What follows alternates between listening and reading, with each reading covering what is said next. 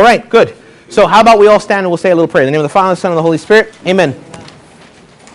Lord, give us the light to know your will, and then give us the strength to get it done. In the name of the Father, the Son, and the Holy Spirit. Amen. Please be seated. Father, that prayer was too short. That's why I get what I asked for. Okay, so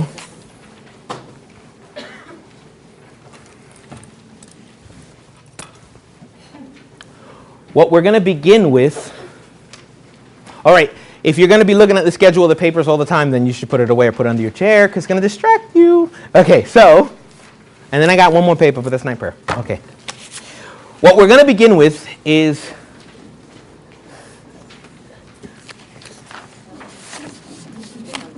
what we're going to begin with is sacrifice.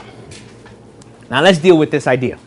Sacrifice. Now when I say sacrifice, I do not mean here now what your mom used to tell you when you wanted to eat meat on a Friday of Lent and she was like, sacrifice yourself.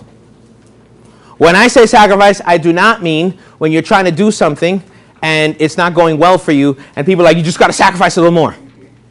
When I say sacrifice, in this case, I'm talking about taking a person or a thing or an animal, and if it's alive, slitting its throat, letting it bleed onto the ground, and taking the carcass of that thing, cutting it in half, lighting it on fire, sacrifice. You with me? In other words, I'm talking about the older, very, very physical reality of sacrifice. Because we can't get to the other ones. They don't mean anything to us because we use the word too much. So let's start over. So when I say sacrifice is love, what I mean is there blood? Is something dead? Good. Then that's sacrifice. That's sacrifice. Everybody caught that so far? We ain't going to be in the clouds right now. We're going to be right on earth, in the dirt. Okay? Now, I'm going to say a simple principle to you. Okay? We're going to go through a few principles, but let's start with this one. The bigger the sacrifice, the bigger the benefit. The bigger the sacrifice, the bigger the benefit. That is one of those laws of life you live by and you judge correctly other people by, you may not be aware of. We all live by it. All our civilization is based on it. Everything you do right now have on or came from is based on that simple principle. And you'll see why. The more real the sacrifice, the more real the grace. The bigger the sacrifice, the bigger the benefit. The more real the sacrifice, the more real the grace. So let's deal with that killing, with the bleeding, with the burning. Because I'm going to propose to you the idea that that's not primitive at all. That is not primitive at all. Actually, I think that's incredibly brilliant. I think the idea of taking an animal or a person, because they used to kill people, or some wheat, or if you want to get fancy and be a Roman, some cake. What? I know. So much more nice, right? Sacrifice cake. You eat it. Or you like the homies in South Central and pour some on the concrete for the deceased. Anyway, so some of y'all know real rap. Okay, so caught that reference. Anyway, so all of those things, I don't think, and I think it's really dangerous, and I think it's stupid and arrogant for us to say that was primitive.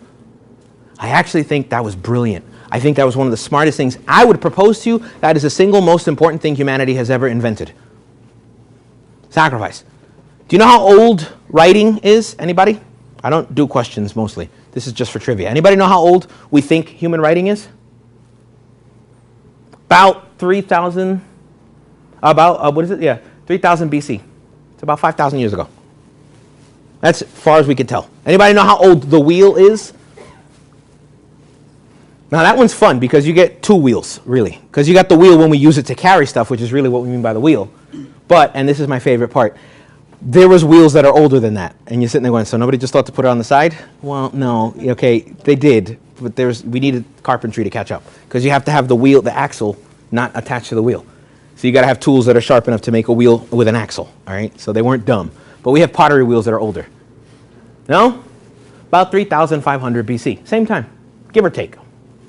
Now the wheel's cool. We can trace where writing is from. We know exactly. The wheel's trippy. It's actually really hard to figure it out. It seems like oldest we have is Poland or around there, and then it just went around the world like wildfire.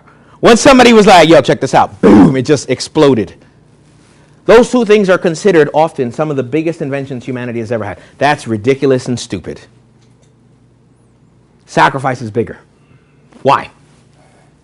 Sacrifice is bigger because it makes us not animals. If you take a wolf and it runs down a caribou and it kills it, wolves can eat something like, I think it was 20 pounds? Yeah, 20 pounds in one sitting.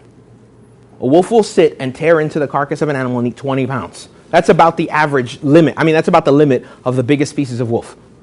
They can live off of about 1.5 pounds to 2 pounds, just so you understand how much they eat. Now, they need about 5 or 6 pounds a day, this is per day. They need about 5 or 6 to be able to be like mate, because wolves are kind of cool that way. They can live off of less, but then that's, you know, they're not ready yet to have a pack and to mate. When you have a little bit more, then they can go, okay, now we can socialize. Now, so that means what? 4 times what they need to be healthy. 10 times what they need to live. Everybody with me so far? Think about if you ate 4 times what you need to be healthy. 10 times what you need. 10 times what you need to be just to survive. Okay? The amount of food you would eat. You could probably do it. Let's be clear here. It's doable. You wouldn't be useful for much, but you could do it. Why do wolves do that? Because wolves do not understand sacrifice. Wolves say, there's meat, eat it. You don't believe me? Go to the wolves that we have now. Go to your home, cute little dog. They're so far from wolves, but go to your cute little dog and give them a treat and then say, wait. I will give you 2 treats tomorrow if you don't eat this one. It's already eaten the treat by the time you finish your proposal. It doesn't understand sacrifice. It says, give me now. That's it. Give me now. Man understands sacrifice. Man said what? Wait a minute. If I eat all the meat now, that's great. But if I eat half the meat, I have some meat for tomorrow. Oh, that seems like a pretty good idea. Even better if I eat less and I have meat for a couple of days. Hey, I like where this is going. But even better than that is I eat the meat, but I don't eat it all, and I make sure that the other caveman that lives near me, that seems like a cool dude, went hunting today and didn't catch anything. I give him some of my meat. Why? Well, because then maybe when he has meat, he remembers me. Hey, you get known as the guy who shares meat. You get known as the guy who could be part of any community. You have just given birth to civilization. Everything we do is that. You work, you get paid, right? We don't even have gold anymore. We don't even have paper anymore. You get a digital thing that tells you got paid, right? What is that? That is the hours that you sacrificed at a job in a digital quantity. You then pay for the pizza. They sacrifice to make that pizza, and you trade your sacrifice for theirs. You sit in a chair that you hope somebody sacrificed time to make sure to build it correctly. You stand in a building, same thing. Before you guys came, about an hour before you guys came, there was some plumber boiler dude or something coming around like, hey, the father's here? That's a tricky question for me. I'm like, yes, but I don't think you mean me. Yeah, no, not me. So I sent them, and he was running around fixing some of the radiators or something. He sacrifices his time with his family. It's cold outside. So what? It's colder for him. He's probably in cold buildings all day, right? He's a plumber. What else do you do? You're in cold buildings. If the building's warm, they don't need you.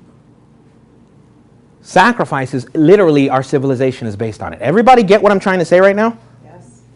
Without it, we don't have families. Because why do I have to be nice to the little loud thing that came out of me? It doesn't do anything for the campfire. Doesn't bring any food.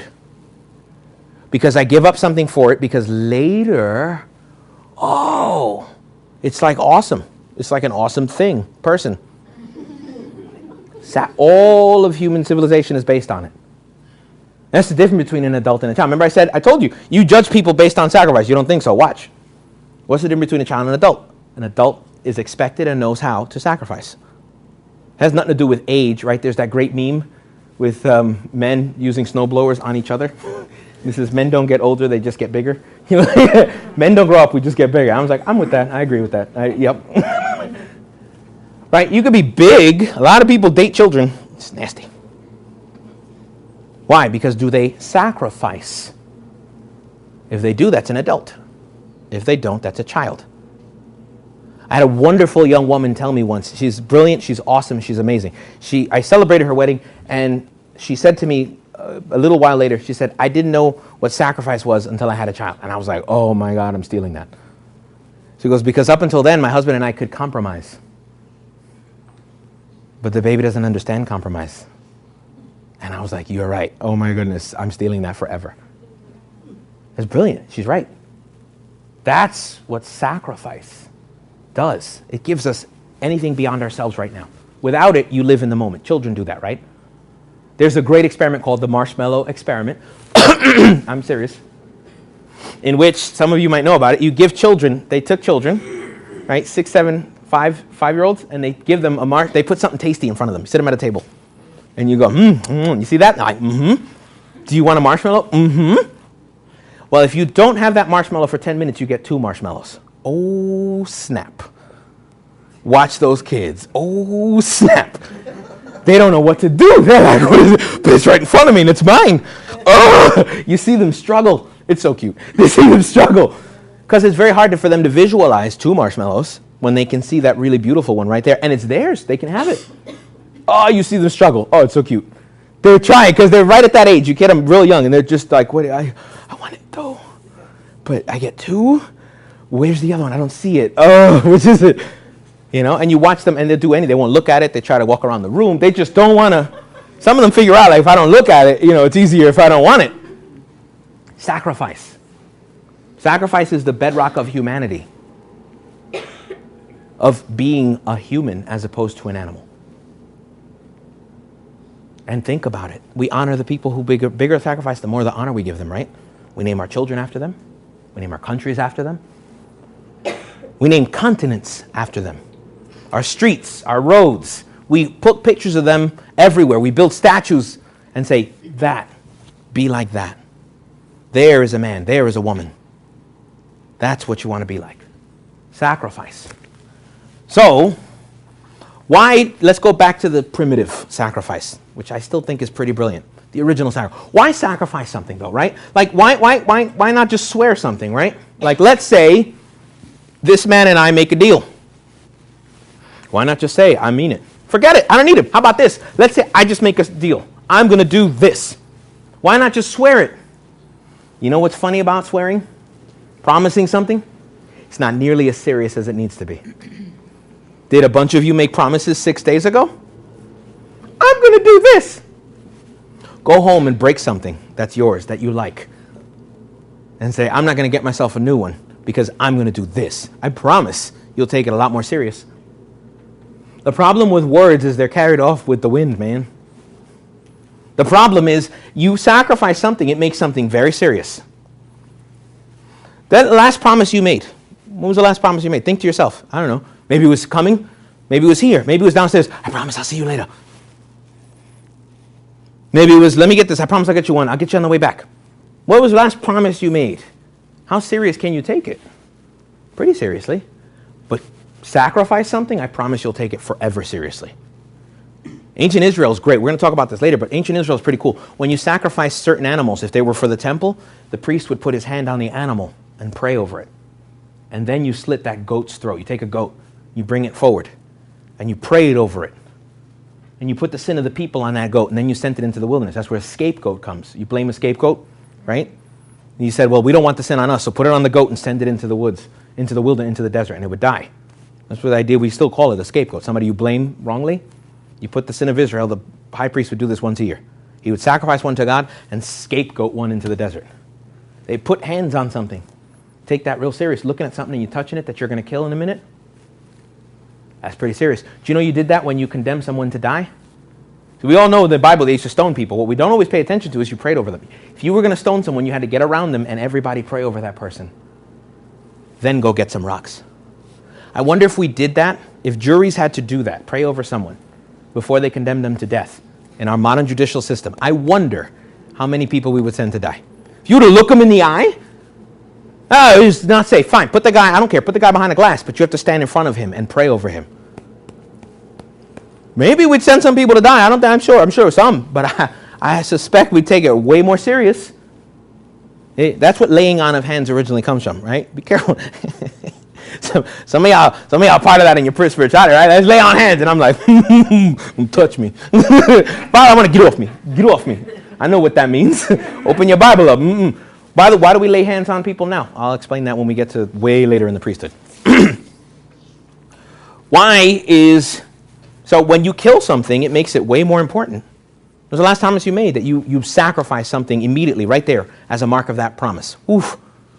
Ash Wednesday's kind of fun like that, right? Boom. It's clear. It's an external mark. It can be awkward depending on where you work or where you live. Oof. But it takes it serious. And we ain't that dumb. We've been around 2,000 years. We got some brains. So I kill something. Why do I got to bleed it out? Because you slit its throat. You take that goat. The high priest would pray over the goat, and then he'd slit its throat. And he'd stand there. And you would just stand there, by the way. If it was a sacrifice, it wasn't a goat for the high priest. If it was a sacrifice for your own sin, take a look at Leviticus 4, 5, 6, 7 in the Bible. Next time you think confession is hard, take a look at Leviticus 4, 5, 6, 7. And you're going to learn today what you had to do when you did something wrong. Because that was the only sacrifice a priest couldn't kill for you. He gave you the knife. Every other sacrifice for a baby was born, okay, give me. I'll kill it for you. What'd you do? Oh, awesome. Here's your knife. You have to do it. When you killed it and you had to let it bleed out. Why bleeding? Well, ancient man figured out what? Well, when that red stuff comes out of things, they tend not to do so well.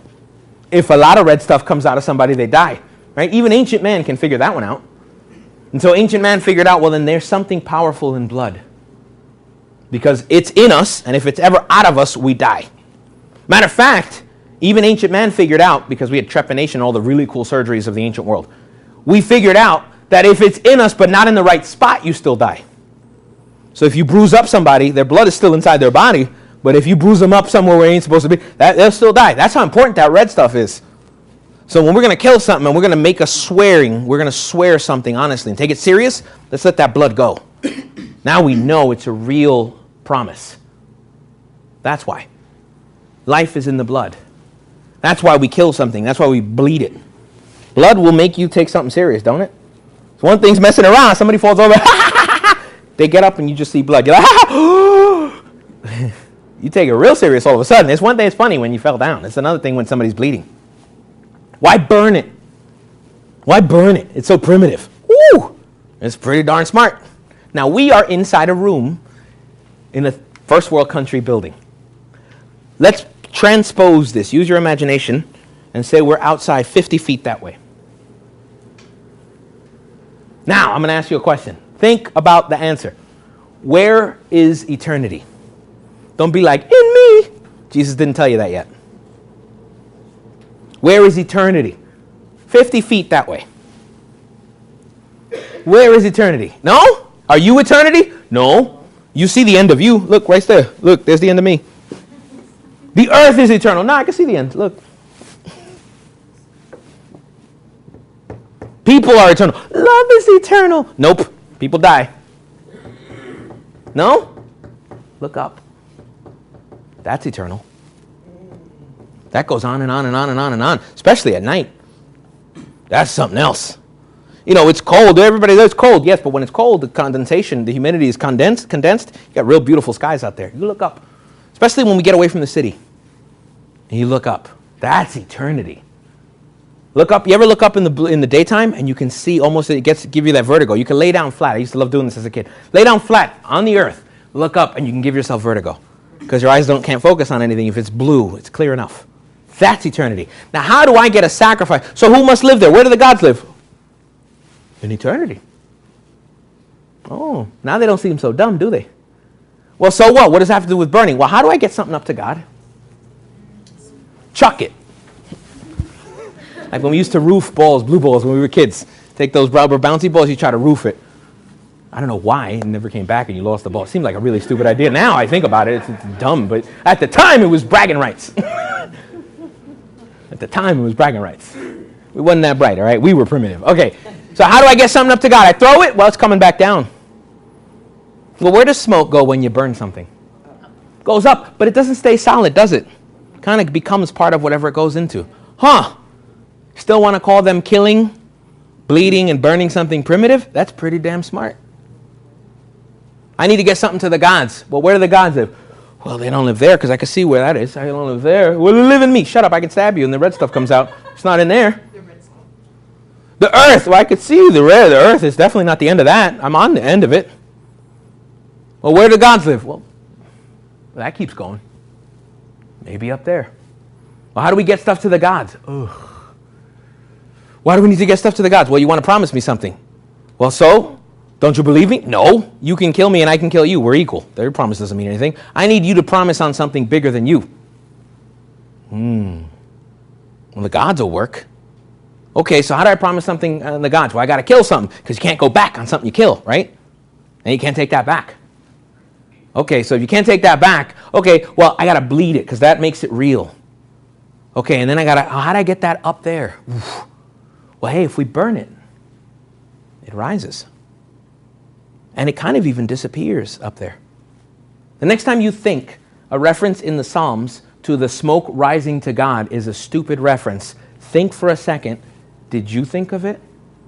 Does anyone you know think of it? Because not me. I know a lot of people. I ain't never heard nobody come up with that on their own. So I would propose to you that that's not primitive, that's not dumb. Why give God sacrifice? Why God? Well, trust. Why? Because when you eat, right? What did I say? If I eat and I eat some of the food and I give him some of the food, then maybe he gives me some, right? Right. Makes sense. Why give it to God? God don't need to eat. Well, what does food do? It keeps you alive. What do good things do? They make you feel good. They keep you in the future, right? Your bank account makes sure you're going to be okay. Your clothing, the house, the electricity, make sure you're going to be all right. So when you give something valuable up and you give it to the gods or God, well, then what you're doing is trusting him because you hope he returns it or he looks out for you. I give it to him because I trust that he'll look out for me later. When I'm in trouble, maybe he'll look out for me. Everybody with me. The problem with him is what? He's just like me. We're both going to die one day. You know who don't die? Eternity. You know who might look out for me forever? That guy. Plus, I can hide bad things from him, right? If he's over there and I do bad things over here, he can't tell. But you know who always sees you? Oh. So why offer God sacrifice? Well, it's a matter of trust. My food or my goods are my safety. So I'm giving him my safety. I trust him. That's why you offer God's sacrifice. And man has done it always. Every single civilization ever has sacrificed to their gods. Before you say something is stupid, think if the entire world today and 10,000 years ago was doing it.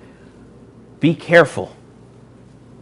Be careful. If Plato and Aristotle, if all of these guys thought, well, wait a minute, there's something to certain things, be careful. Are we smarter than all of those people? That's the arrogance of modern atheism, right? The internet. Oh, good Lord. Makes it easy to smack them around, and I do all the time when I get bored. But it makes them annoying to talk to. They're like, they don't take anything seriously. Well, whatever, I don't need a sky father. Okay, wow, you're so awesome. Ugh. You know Homer, that great writer, not The Simpsons, the real Homer? Yeah, he was an idiot. Thank you, you're so much smarter. Where are you? Oh, your mom's basement. Cool, cool, you are an undiscovered diamond. You show God, and you show yourself, right? Because you take something serious when you give it up. Woo! You take that serious, right? And nothing like that will make you take something serious than giving up your own stuff. Woo! And you pay attention. So give up something, and it shows God and it shows yourself that you take something serious. You put it in his hands. So you sacrifice what is yours that is good. Like food, right? Because you say to the gods, may they give you food too. Just like I did to him. I hope that the gods may look out for me. Sacrifice your more important things, your nice things. Because what? You want something better. Okay, here's the thing. You know children who don't learn how to share, right? Why are they in trouble? We teach children how to share. Why? Not because we want them to share. Not because they should give away what they have. That's terrible. That's what kids who don't want to share. That's why they share, right? They don't share because they're like, I like this toy. Why would I share it? Right? They think they're never going to get it back. No. We teach them to share. Why? Because then maybe that kid has a toy and he shares with me. And the child learns to do that. Because what happens if a child doesn't learn how to share? When they're 5 or 6 and they go to school, we have a problem. They don't have any friends. And human beings are made for social relationships. We literally die without them. Literally, we die without them. We get sick and we die. Depression, illnesses, heart disease, literally every major disease we can think of is all often connected. One of the biggest factors you can trace it to is the social reality of that person. What are you trying to say? You got to be a Mr. Butterfly? No, I'm a priest and I don't have a wife or kids. But there's a difference between that and not knowing how to share with others. It's a big difference.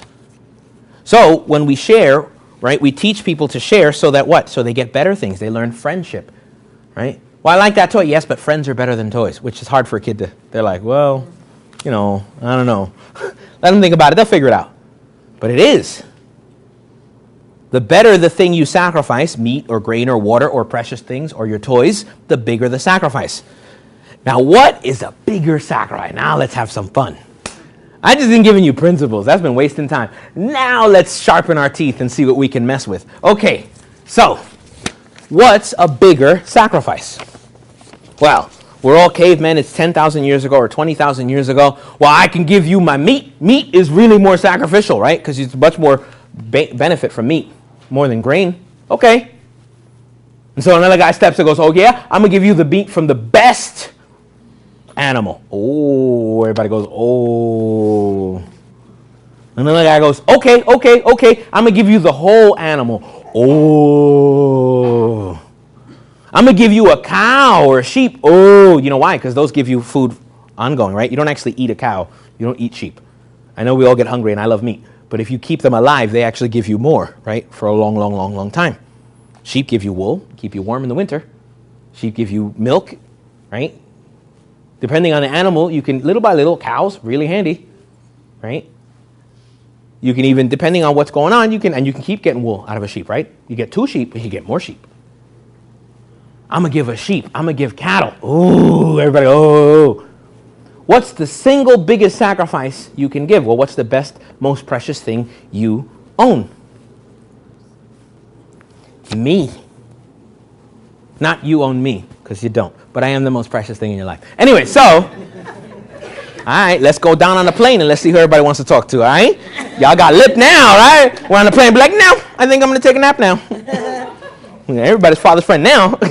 So, what happens? Maybe one guy takes a knife and he cuts his hand and he says, I give this red thing. And now everybody just gets quiet because they're like, whoa, this dude. Because sacrificing this, well, that's the biggest thing you can sacrifice. Next time you think circumcision in the Bible is stupid, think about that. Abraham is making the biggest sacrifice he can think of. His own flesh. Not only that, his own blood. Not only that, from where his next children and his future will come from. Right? Because a man who is circumcised is risking his future. Not just his life. His future. And if you don't got kids and you're a caveman, you're going to die by something when it catches you.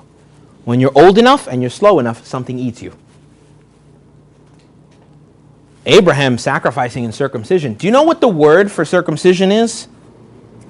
This is a fun word. We're going to learn this word. It's almost like Shekinah. Woo! But it's shorter. Berit. Berit. Sometimes they put a TH. Berith. Either way. Do you know when you circumcise a boy in the Jewish community now, it's called a bris. It's a formation of that word, berith. The circumcision became so part of the people of Israel that they called it that word. Do you know what that word originally means? Oh, this word is important. Covenant. Berit is covenant. And so, what's the mark of the covenant for the people of Israel after Abraham? The circumcision of their males. So then they just said, well, the mark of the covenant, let's just call it the covenant. And we still use that word. Bris comes from that word. The berit, the covenant. Okay? So you mark it. And you mark it in the place that is the future of your tribe. That's the most valuable place you got, fellas. Well, how come girls can't bleed? Well, they do, so there's that. Yeah. Hey, who said you never get a benefit from there? Okay, so what's a bigger sacrifice? Is there a bigger sacrifice than you? Huh. Bigger than me? Well, if I die, I'm dead, so that's the biggest thing I can think of. Is there something bigger than me? Me? Ugh, I don't own the earth. Anything else that's not alive doesn't matter. Well, how about you give me your kid? How about give me your son? Give me your daughter. How about that? Let me get your kid. Now, some of you are like, I don't like that at all, Father. That seems inappropriate. And then I smile and go, then that's the right thing to sacrifice. Or is sacrifice supposed to be like, oh, whatever. Next time one of you sees me for a Christmas gift, I'm going to reach down to the floor and go, look, I got you something. You just picked it off the floor. What? So? I gave you something. No, sacrifice is supposed to have value. So if you think sacrificing your child is too much, then that's probably the right thing to answer my question. What was my question? What is the biggest possible sacrifice? Your child. Whew. Think about it. You have to take your child, hold him by the hair, slit his throat, let him bleed out, cut him open, and burn him. Right? See, everybody was with me on the sacrifice train right up until we got to this stop, huh? Everybody off the train. People are jumping off the train now. No. Toot, toot. We're going all the way. Take your kid, grab him by the hair, and slit his throat. And let him bleed out. Father, that's too far. I wonder if that's what God the Father thought when his son was dying. That's too far. I wonder if maybe one of the angels, maybe he didn't think that. Maybe one of the angels like, that's too far. Aren't you still God? Can't you make more? Yeah. So you don't have to save these. You could just make more that don't need saving. Some of the ancient fathers of the church and some of the theologians, up until and including St. Thomas Aquinas himself, proposed that might have been the idea why Lucifer turned, by the way. Sacrifice was too far. No, they're not worth it. And then I have to worship that made you kill your son? No. Non serviam. I will not serve. And it's been proposed. We don't know what caused Lucifer and the angels to fall. But what's bigger than the incarnation and the crucifixion? Good luck finding one. Let me know if you do, though. I'm interested. Yeah. So, how about your child? So now you have Abraham and Isaac. Why? Because Abraham offers sacrifice a lot. And God keeps saying, well, I need you to offer the biggest possible to protect your children. Ready? Now let me mess with you. Let's say, those of you who are parents or want to be parents, let's just say I come to you and I'm God. Legit, like not just the crazy priest. I'm legit a God. I come to you and I've blessed you and I've given you things. I prove I'm God. You know I'm God. Whatever you need to prove it, I show you. I don't care. Any pick. Then I go to you. How you doing? You're like, I'm pretty good, Lord. All right, I'm going to look out for you. All right, cool, but I need a sacrifice. Okay. I need a sacrifice that will protect you and your family forever. Now remember, I don't eat meat, cavemen, so I can have meat tomorrow. That's pretty good. I share some meat, so maybe in a month he remembers and he gives me some meat. That's even better. I give up my time tilling the soil so I have plants. I don't eat the seeds even though I'm starving in the middle of the winter because I need them to plant in the spring so I can have food for later. Sacrifice. For maybe the whole year. Oh, hey. But now God tells you, I will give you protection forever. For you, for your kids, forever. What's the biggest thing you can give me? Now I got some of you back on my train. You don't like it, but you're riding the train. You're like, I don't like this. I know. I didn't say you have to like it. I have to get you to heaven. I don't have to get you to like going.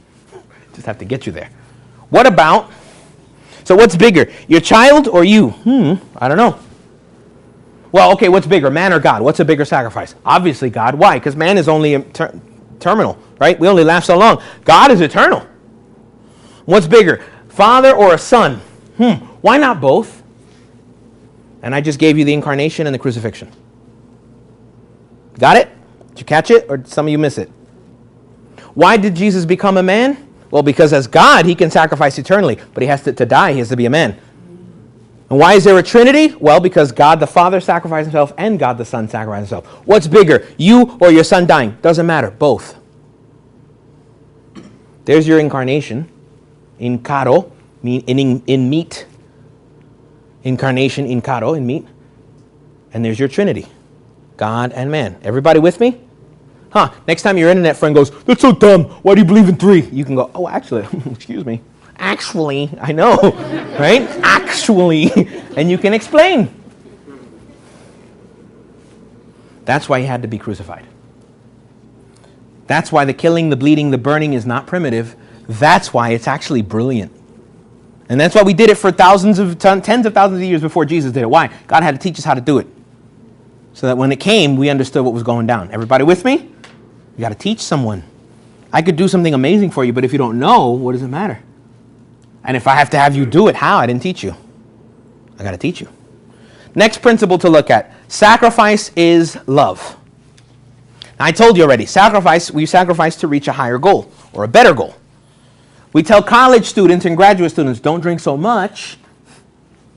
I don't tell my niece, she's over 21. I don't tell her, don't drink. That's ridiculous.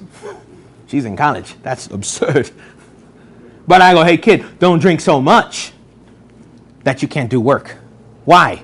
Because if she doesn't party too much, then that degree that she's earning will keep hunger away later, right? Sacrifice some fun now for a degree that you think, you hope, gives you food later. Or for those of you who are like, I got you, I'm with you 100%, we're going to get to that. When your sacrifice goes bad, that's a real thing, all right? That happens. How come? Because the world is uncertain. And God is not an ATM, it's a relationship. So he can say no. Well, I don't like when he says no. Yeah, I know. So? Yeah, hey, welcome to an adult relationship. Well, if he don't say yes, then I'm not going to talk to him. That's an abusive adult relationship. Think if you don't believe me, think if it was one of your girlfriends, and she had a boyfriend, and she was like, he gets mad at me if I don't do stuff for him. What would you say? You go, girl, get out of there. You are worth too much. I wonder if the angels say that to God. Get out of there. You are worth too much. So, you sacrifice because you hope that they get it. Now, you take a grad student, you take a grad student, and you say, now I want you to sacrifice more. And they're like, what? Get some letters after your name. They're like, no. Why? Because that master's, we hope, will keep hunger even longer, maybe for you and your kids. You know where this is going. Then you come see me, and I give you a big hug, and I take you out for dinner because you graduated. And we go for a walk, and I give you a cigar, maybe a drink, whatever you want, because you're special. And when you're happy, and I've given you lots of sugar and fat, so that your personality is much more open and receptive. There are no accidents, I promise. Not around me, at least. I give you cookies in my rectory and tea. And you feel good about yourself. I smile and say, do you know what would help you even more? Do you know what would finish this amazing goal? What would be the capper on this victory of yours? And you smile and go, what, Father? And I said, getting a doctorate. And that very big pose you had begins to shrink and wither and wrinkle. Because you think, no, okay, you're right. A second master's will do. And you think, no, what are you doing? Why? Well, because we hope that that doctorate keeps away hunger for you, for your kids, probably for your grandkids. Nah, Father, yeah. We hope. The principle is sound. Whether or not it works out, like I said, we'll get to in a bit. But the principle makes sense. So, we hope. We do that, by the way, not just with education. We do that with anything as an adult. We tell you what? Sacrifice for the benefit later. Well, eating, right? It's the best thing ever. Second best. Sleeping is better. But eating is awesome. And you tell people don't eat certain things they want. And we go, why? And we go, well, sacrifice now so you have some time in your life later. So you can move a little more calmly when you're old and you're not terrified of every little pain you have because you don't die.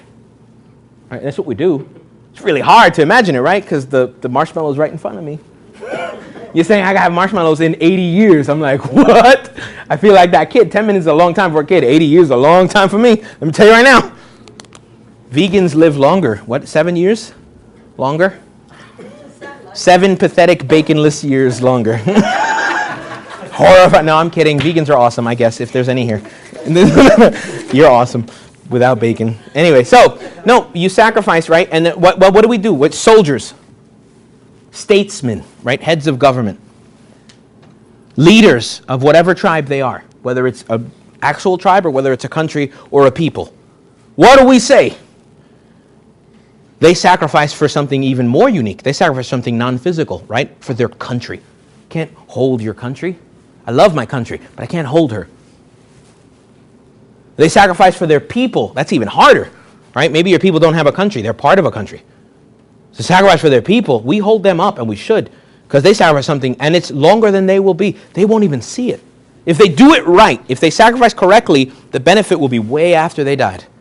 Decades, maybe even centuries after they died. We build monuments to them, as we should. And that's even harder, though. Sacrifice love. They love something they can't even get. Because at least if you sacrifice for, like, I work today so I get paid at the end of the day, I sacrifice for something I can see. But to sacrifice for my country, for my people, for my tribe, that's hard. How about this one? Let me throw this one out at you. How about teachers?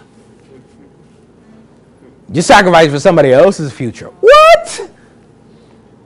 That's insane. That's amazing. That's crazy. You work with kids. Think about what you are sacrificing for. I have such respect for people who work with children because you think what they're doing. All the fields that work with little kids. Do you understand what you're doing? That kid may never thank you. Their kids may never thank you, but you might have helped their kid be born because you helped that kid develop as an adult. Right? Some of us work with kids in ways that are not like just straight education. There are other ways of working with children. And they may never know. But what you've done for their kid or their grandkid, they'll not know your name. They're not. And you're not related to them, unlike somebody at least who sacrificed for their country, their tribe, or their people. Respect for that. Immense respect is deserved there. So here's the thing. When we sacrifice, what we sacrifice is made precious. What we sacrifice is made precious.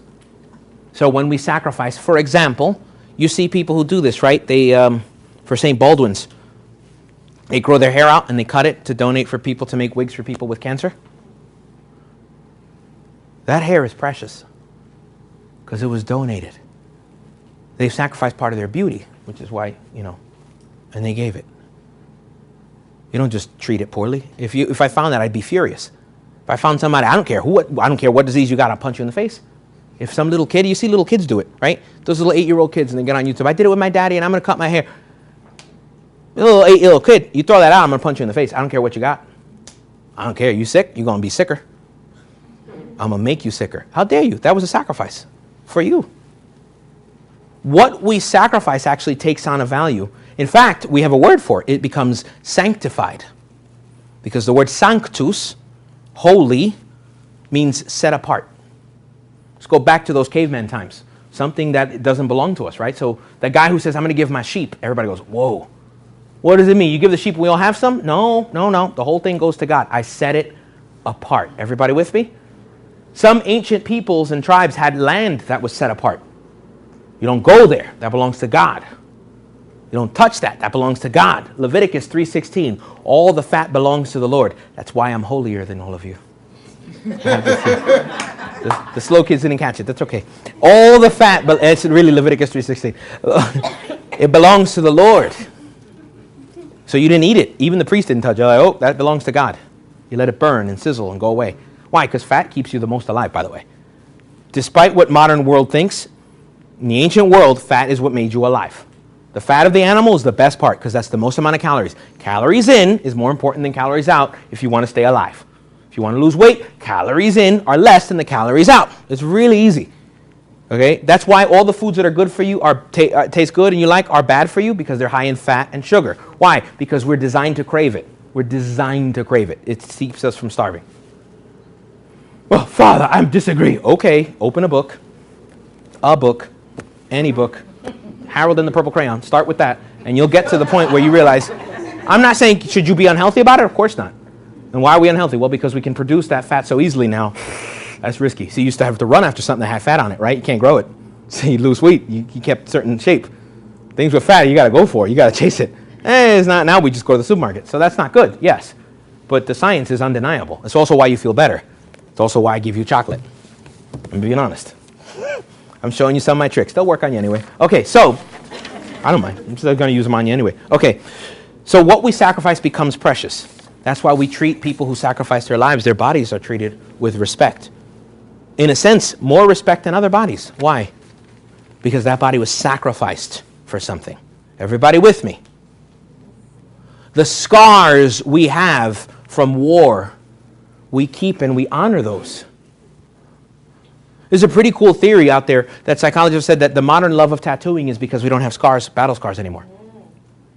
Because we don't have our weapons either kill you instantly, or we have armies that are separate. And so there's that understanding of finding some way to mark yourself with something. And so, I don't know. I think it's an interesting idea. I got to be honest with you. Seems interesting. And it does coincide with right around the drop of large warfare. It tends to go up, the monocidal tattooing. And then when warfare comes back, we kind of goes back down. It's kind of an interesting thing. Hey, take it for what it's worth. But I got to say, there's a way to mark yourself. It is. All right. So what? So what we sacrifice becomes sacred. Everybody got that? Because this is important and I need you to hold on to it. I'm not coming back to it for a little bit. What you sacrifice becomes sacred. That's why you don't do it. Remember all the movies with a young virgin getting sacrificed? All the cartoons, Bugs Bunny? Well, you're going to have Roast Rabbit. And he was happy, right? You gave him extra food. You treated him real good, right? Because he was going in the pot, right? Yeah. The virgin you're going to throw into the volcano, you dress her real nice because you're going to push her in the volcano. What was that, the Battle of the Gods or whatever? Something with the gods? And you, Perseus, and you put her on the cliff and she was all dressed nice and then the kraken was going to come and eat her. Well, right? You did that. Some of you remember that movie. I can't remember the title, but whatever. That movie, the old one. Why did you dress them really nice? Because they were going to be sacrificed. By the way, giving you a hint for something later in the night, later in the retreat. Yeah. Anyway, so you'll get it. I promise. I'll feed it to you later. Okay, so set apart, and because it comes sanctified, because it's set apart, it belongs to the gods. Okay. So, parents, friends, and lovers. Okay, watch this. When you sacrifice for someone, it is also sanctified. Right? Your degree is worth something because you bled for it. You sweat for it. Do you get what I mean? Your titles, if you earn them, are given to you because they weren't handed to you. It's because you had to work at it. You didn't find it in some Cracker Jack box. You had to kind of work up there for it. So it becomes sanctified too. So the thing you sacrifice is sanctified, but also the thing you sacrifice for. Everybody with me? Those sound like two same sentences. Those are different sentences. Everybody got it?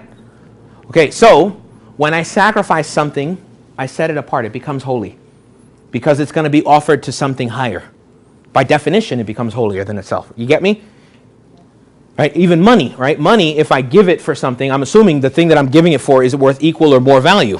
So the money becomes important because it's going for something more. But also the thing I trade it for becomes valuable because I sacrificed for it. Everybody with me? That's important. Okay. So now let's have some fun with that idea. Parents, sacrifice for their children. Friends, sacrifice for their friends. Lovers, sacrifice for the people they love. So they sanctify the person they sacrifice for. Parents make their children holy by their sacrifice. A one-night stand, why is it not important? Because you didn't sacrifice for it. You just go, you have a good time, she's gone, he's gone. But a person you work for, a person you love, a person you serve every day for weeks and months and years, that person you make holy just by your service. Lovers do that all the time and they don't catch it. They don't realize how holy they make the person they love. But here's the thing. By sacrificing themselves, they make themselves holy too. Told you those two principles are going to come up. We're going to have fun with it. Parents make their children holy by their sacrifice. When a baby is born, how much already has been sacrificed for that child? Tons. And I don't just mean the birth. That's just a certain amount of time. The whole time she carried that child. She was careful what she ate, what she did, where she went. Everybody around her is like, hey, don't do that, right? If you're a gentleman, you help her carry stuff. You're like, hey, ooh, don't carry that. Why? Because we got to make sure the baby's safe. That child has been sanctified by all of the small and big sacrifices.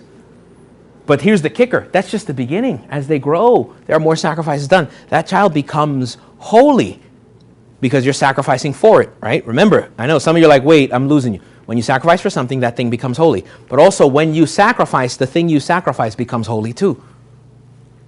In other words, look, this is how most of creation basically works without sacrifice. I like it, I take it, I eat it, or it serves me. I'm done. You with me? So what does it serve? My wants. But when I say I'm going to take something and sacrifice it, it now serves another goal, something higher, So the thing I'm by definition saying it's higher because I'm saying it serves something higher, but also it becomes higher. Everybody with me? It's not just something I have and I take and I want and I throw out or whatever. I've taken it and I've elevated it. So parents sanctify their children. Lovers sanctify their people. Friends sanctify their friends by sacrificing for them and by being sacrificed. Everything you do with the people around you elevates the people around you if it's a relationship of love, of sacrifice. If it's not, then you lower them. If you use them, they get lower. And you lower yourself. Got me? Maybe that principle is easier to understand because everybody gets that part. Right? If I abuse of someone, I lower that person, but also I lower myself. Well, the opposite is also true. Is that a little bit better? I need you to catch this one. Okay. So, they give up what they want for the pleasure or well-being of the beloved. I give up my good for the good of the beloved. So my friend, I sacrifice for my friend. Then that means I make him holy because I put his needs above mine. But also the needs that I give up or the things I give up, I make that holy because I'm offering it for something. So it becomes a beautiful chain of holiness, especially if it's a reciprocal friendship. If he does for me and I do for him, we make each other holy just by what we do. Everybody with me? Okay. So what is love? Well, baby, don't hurt me. What is a definition? That's my own fault. I did that to myself. What is a definition of love? To look for the good of the other person. That's literally a definition. That's the definition of love. To look for the good of the beloved. Okay? That's why if I say I love a woman and I use her, then I don't, right? That's a lie. But if I love a woman and I do what's good for her, then it's real. Everybody got that? Okay. So, when you sacrifice for something, you love them. That's why sacrifice is love. Okay, Father, you got me. I'm getting a little confused. That's okay. We're going to get something more simple. Next principle. Do we need blood now? Now we can hang out with not blood. Let's see. Let's take a look. Do we need blood? Can we spiritualize a sacrifice? That's what you do, right? Instead of saying, I love this woman and I want to marry her and I promise her honesty and loyalty forever and I'm going to kill this to prove it to the gods, to swear to something above me, can I just offer her a ring and my promise and prayers? Because didn't you say blood is important? Death is important? Burning is important? Through Jesus, through Christ, now we can spiritualize our sacrifices. Now we can come back to what you heard when you were a kid. Just sacrifice for a bigger goal. Well, how come Jesus does it? Well, I told you, because he's immortal. He's eternal, right? He's God. He's man, so he can die. He's the Father and he's the Son. So it's the biggest sacrifice ever given that can be given. And how were you baptized? In the name of. It means you were made part of that tribe. So that sacrifice of the Father, Son, and Holy Spirit, you belong to that tribe. So that sacrifice is partially yours. Okay, so look, sacrifice makes us human. Let's go back so you catch me. Sacrifice is what makes us human and not animals. Right? Wolves don't sacrifice, right? They eat what's in front of them. They don't understand, let me save some for later. Children can't either as they grow. Well, then, the more real the sacrifice, the more real the grace. I already said that at the beginning. You with me so far? So that means, what's the realest thing you have? Right now, I mean. What? I'm real, son. Now, what's the realest thing you have? I don't know, but I can give you one that's very real. Pain. You don't think pain is real? Put yourself in pain and try to focus on literally anything else. Told you. You ever been in real pain and somebody's trying to talk to you? All the women who's giving birth. Somebody's like, so how are things? And you're like, you need to not talk to me right now. You need to just sit there right there. I'm like, fellas, you ever been lifting something or doing something that's freaking you out and it's focusing you and somebody comes, I don't think, and you're like, I don't need to know what you think, right? You're in pain. Maybe it's existential, but it's definitely pain. Maybe it's physical and existential. You're working on something and you're in pain. Maybe, like I said, it might be existential pain. You're worried about getting it or passing. You're worried about eating. You got in trouble and you have to go see your boss in an hour or two. You got in trouble and you got to see your mom at the end of the day. Everything between now and when you see your mom don't mean nothing because that pain is very real. You find out you have some sort of a disease and you're not sure what, and the doctor says, come back and I'll tell you what it is. Between the day he tells you and the day you get your diagnosis, everything you have ever heard is meaningless. Doesn't mean anything. It's what we call a not teachable moment. That's why I'll go visit someone in the hospital that's dying, and I'll be super nice about stupid things that they're doing, that I have to correct them. Why? Because they're in pain. They can't receive it right now. Let me wait a little bit. I'll get past that, and I'll get through it, and then I'll get them to improve their lives, because that's a very important thing, especially if they're dying. But I have to make sure that they can hear me. Pain is real. So one of the most real things you know, what did I say? The more real the sacrifice when we started, the bigger the blessing, the bigger the grace. So can you offer blood? Yes. Can you offer killing? Yes. But can you offer pain? Oh. Now Father sounds like a Catholic now. I know. It took us a while to get there, but you had to understand where it came from. Because up until now, you just heard it, and you just did it because they told you, or you didn't because it was stupid. Am I right? Now you're like, oh. Well, the realest thing I can offer is pain. It's distracting. So how about if you offer your own suffering? Well, now you're offering the most real thing you have. Sacrifice is love. Sacrifice is brilliant. And can we use it? Can we sacrifice without blood and death? Yes. But can I apply it to something? Is it real enough? Didn't I start with you need to kill something so it could be real? Yes. Well, what already died? How about I phrase it better? Who already died? What lamb was slaughtered? Well, the man whose title is given as the Lamb of God. Oh, that's why St. John the Baptist calls him that? Yes. Not because he's soft or beautiful, not because he's gentle. Because he's going to have his throat slit and bleed and burned. That's why. I know, that title is not a soft title. There's nothing soft about that title. There's certainly nothing soft about John the Baptist. There's no soft bones in that man's body. So, if you offer it and unite it to that perfect sacrifice, one, it's perfect. Two, it's eternal. Right? Why is it perfect? Because it's you and it's your father. It's your child. Why is it eternal? Because it's God. Why is it possible? Because he was also man, so he can die, because God can't die. And so you combine all of that, and now you understand why we hold that, this crucifix, or any crucifix, as something so important. Now you understand why every single prayer, every single blessing, everything we do is through that. All of this is summarized in that very simple gesture that we do. And that's just the first gesture of the Mass. You can go blow for blow. That was just the first gesture of the Mass. That's why the sign of the cross is done. The only difference between suffering and sacrifice. The only difference between suffering and... What's the difference between suffering and sacrifice? If I suffer, isn't that sacrifice? No. Didn't you say I could offer? I said it could be. Is it? I didn't say that. So when is it sacrifice? The only difference between suffering and sacrifice is sacrifice is offered. Suffering is not. And everybody suffers. Pain is real. Babies already suffer. Newborn babies are cold.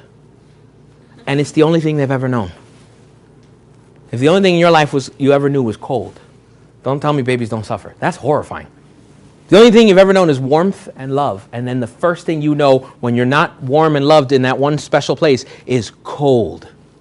And it's the coldest you've ever been. And it's the only thing you know, and you don't know why, and you can't understand yet what's happening. And you thought, right, it's cute, right? Babies get cold. Woo. That's some messed up stuff. Your whole life was suffering up until that point. Hi, Father. What do we say, right? What are you implying? Well, don't worry. They're going to learn what real suffering is. Oh, that's great. That's what you say. You think it is. You don't think, no, I don't think of that. Yes, you are. You say, well, that's not really suffering. Right, because you're going to learn. Oh, that's rough. I know. Babies suffer. Babies already suffer. The only difference between suffering and sacrifice is that one is offered. 3 men died on Good Friday. I could put 2 other crosses on this wall. The reason they don't matter is because only one of them offered it. The other 2 were caught, guilty, knew it, and against their will, they were killed.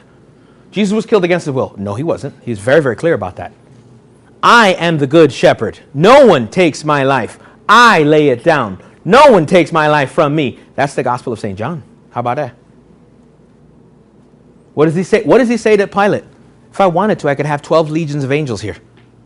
But it must be so. Jesus lays his out. He offers it. It's a sacrifice. Because he's God, it's eternal. Everybody with me? And sacrifice is love. And who did he do it for? You.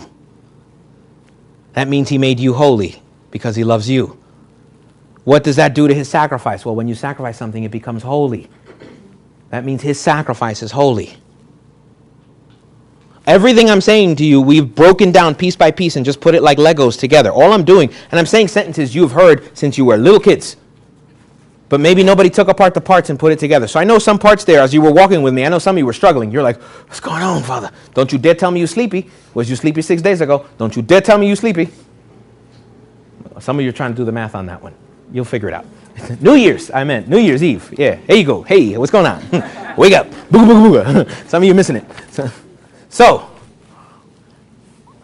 3 men died on Good Friday. Only one was offering it, so it was sacrifice. He was God, so it's an eternal sacrifice.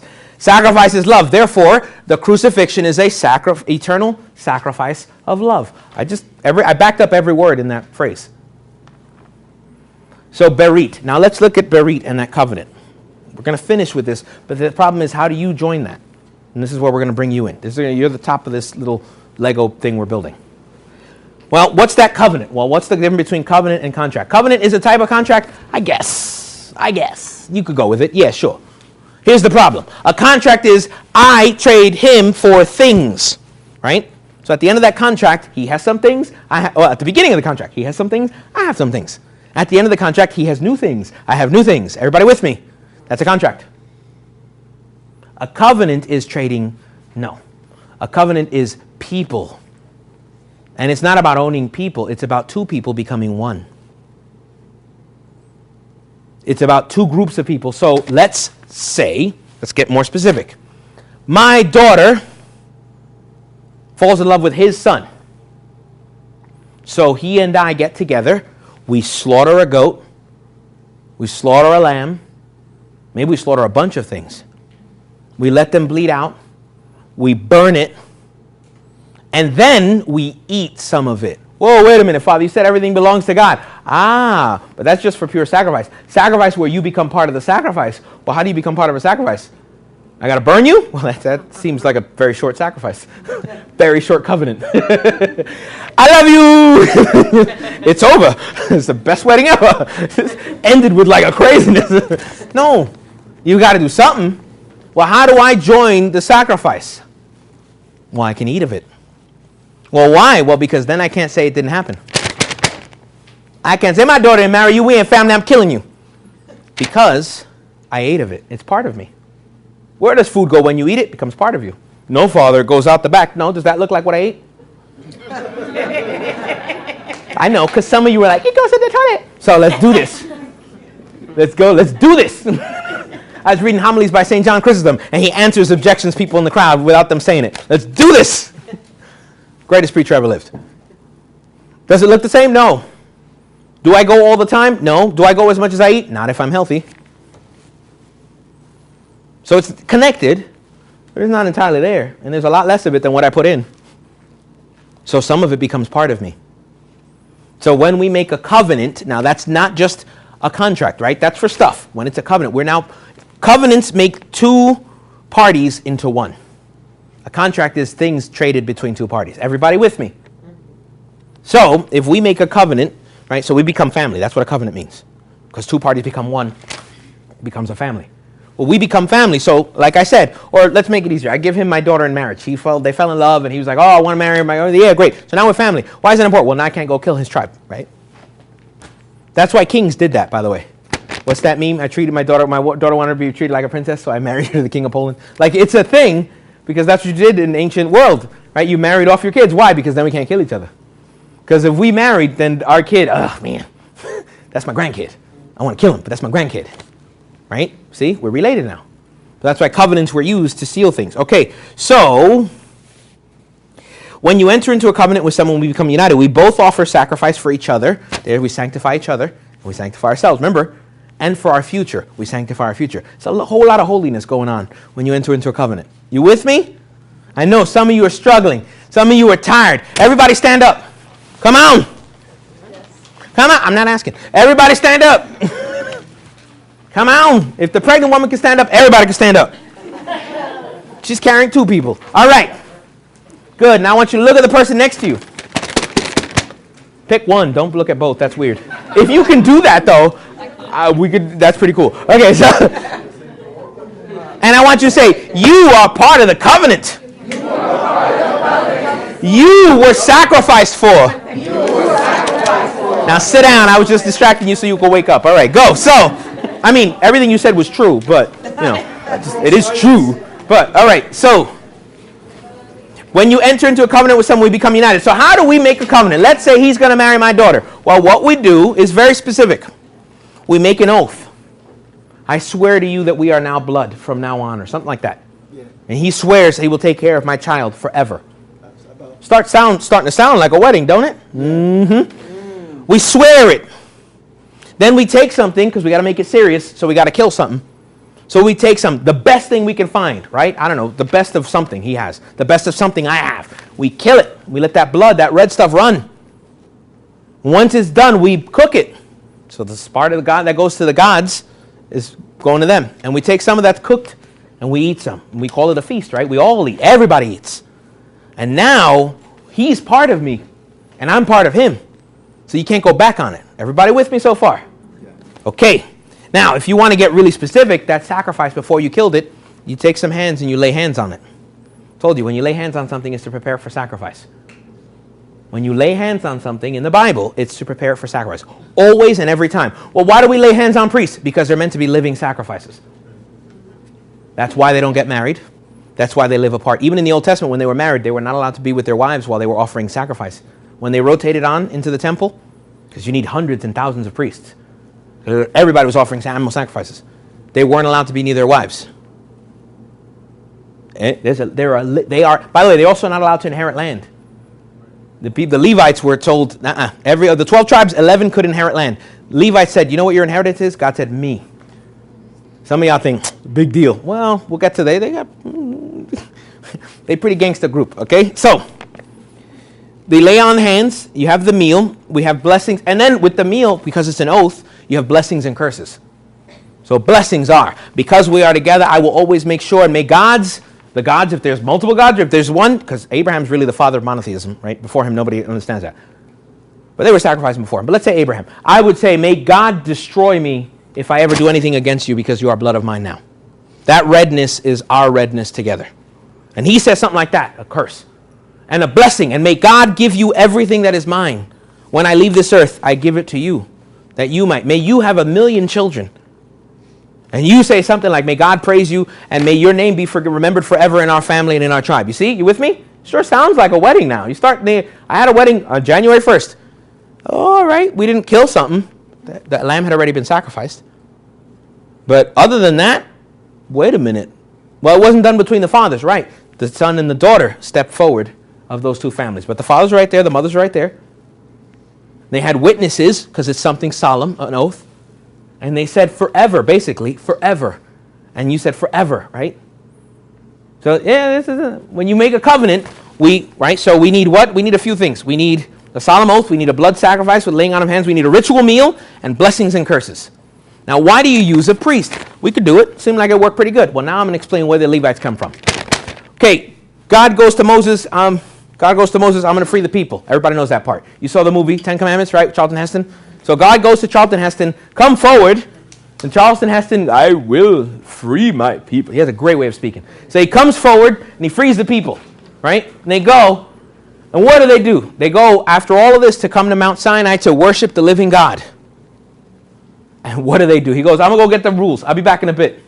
And the first thing they do is make a fake god and worship it. The first thing they do, they haven't actually, Egypt is like just over that hill. Like it's right there.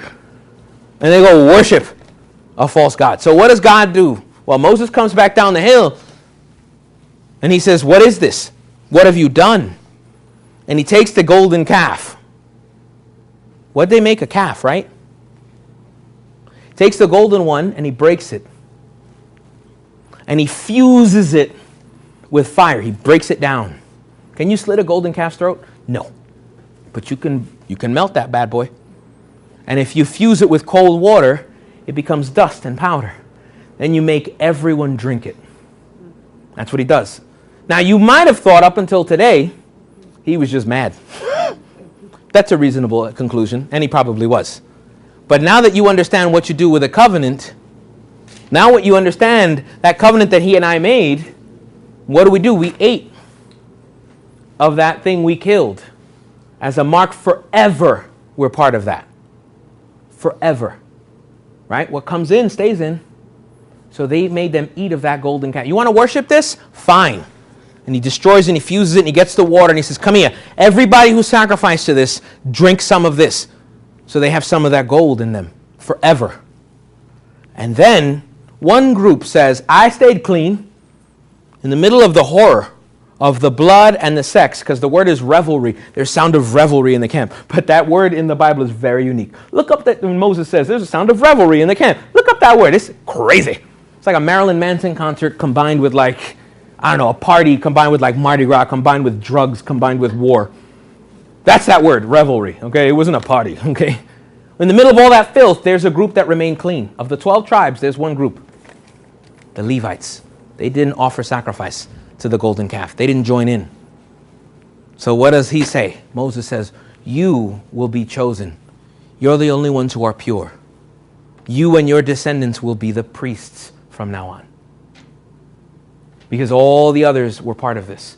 And to mark it, that'll be part of them and their children forever. But you and yours, you will be pure. Now go get your swords. Why? Well, because we're going to do a covenant. And you know what you need with a covenant? I already told you. So go get your swords. So the Levites go and grab their swords, and Moses says, kill everyone who sacrificed to that golden calf. There's blood. There's something to die. And then he says to them, you have consecrated yourselves. It's the most unique part of the Bible, one of the most unique things of the Bible. Because you don't get, you're ordained a priest. You are always consecrated a priest. Somebody else higher consecrates you. He says, this time you did it yourselves because you remained pure and because you produced the sacrifice. It's a crazy verse. Take a look. Exodus 32, if I remember correctly. Pretty good about it. Exodus 32 is the golden calf, and it's like 33, 34. It's crazy. It's like 2 chapters. You're sitting there going, what? This isn't in the movie. No, because if you remember, Charlton Heston comes down, and there's great noise, the revelry in the camp, and the movie kind of just like does it, the thing, the golden calf a little bit, and they kind of skip the part of the whole killing everybody part. Or the better one is the Prince of Egypt. You know, he goes to get the things. It's my favorite. He comes down the hill with the tablets, and the camera fades away. You're like, nah, I don't want to show. It's a kid's movie. How are you going to show the sound of revelry? I told you what it was like. Can't show that in a kid's movie. So the movie fades as he comes down the temple. I always look at the face right before it goes white, and I always wonder, I go, come on, give me 1 second. He's like just 1 second, when he figures out what's going on. But no, it's all right. It's a kid's movie. But that's what happens. Everybody watches the movies. Read it. It's there. They're ordained. They ordain themselves. It's crazy. It's unique in the Bible. You're always ordained by someone. If not by God himself, like Moses was, then Moses ordains Aaron. And Aaron, who was supposed to be the children and all the priests, is stricken to the side because he was part of it. Remember, he made the golden calf. He's like, you don't get to be part of the priesthood. The Levites will be. And when we get to the new land, everybody gets an inheritance by 11 because the 12th, I am their inheritance. Now you see, they don't get ripped off, right? When I said it before, you're like, I pay you. I'd be like, I pay you with my love. You're like, pay me with money, right? Everybody else gets a cut. What is their cut? God himself.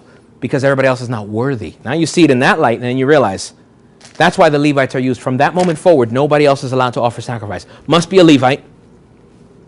Must be in Jerusalem at the temple of God. Must be done the right way. Everybody with me? See, the Levites aren't such sissies. They knew what they were doing, and I wouldn't want to cross a Levite. So why is it a priest? Well, not always. Before that, Adam offered sacrifice. Cain and Abel offer sacrifice. We'll get to them later, but especially Cain. But they offer sacrifice. Abraham just offers sacrifice. All kinds of people offer sacrifice. But after the golden calf, God says, no more. Only one group. Forever. I trusted everyone, and you guys don't know how to treat sacrifice. Ooh, we're going to get to that. We're going to have fun with that idea later. So now only one group gets to do it. That's why. He's meant to be what? He's meant to be unbiased, pure. He's able to understand human weakness, right? We hear in the letter to the Hebrews, because he's human like them. So he's not an angel. He could have sent angels to do it. He says, no, I want you to. Why? So you're not afraid of approaching them. Because if they were perfect, then you don't want to approach them. So I want you to be approachable. St. Francis de Sales explained that. That's why human beings were chosen to be priests and not angels. Angels would do it better than any human being. But I want you to not be afraid of them. But I want him to live. Now here's the loss for him. He lives as a living sacrifice. He doesn't inherit anything. He gets God himself. He has no children in the new covenant. He has no wife. He has no right to claim on anything on this earth because God belongs to him and he belongs to God. There's blessings and curses there, just like any real good covenant. Everybody with me? I just gave you the explanation for the priesthood now. Next time you see an internet troll, you can go, actually, and answer them, okay? So, now, through baptism, right, because you're baptized in the name of, that means you're part of a tribe, right? A policeman says, stop in the name of the law. Not from his power, you're baptized in the name of the Father. You're blessed in the name of, if you ever hear it, you're never going to hear a priest do anything in his own name. That would be psychotically creepy blasphemy. He does it in the name of. I absolve you in the name of. I baptize you in the name of. Right? Even when you get married, you don't marry yourselves because you say so, you say it, and take this in the name of the Father and of the Son, and you put the ring on if you do the ring. If not, we find a way to make sure the Trinity is there because you don't do it in your own name. Everybody with me?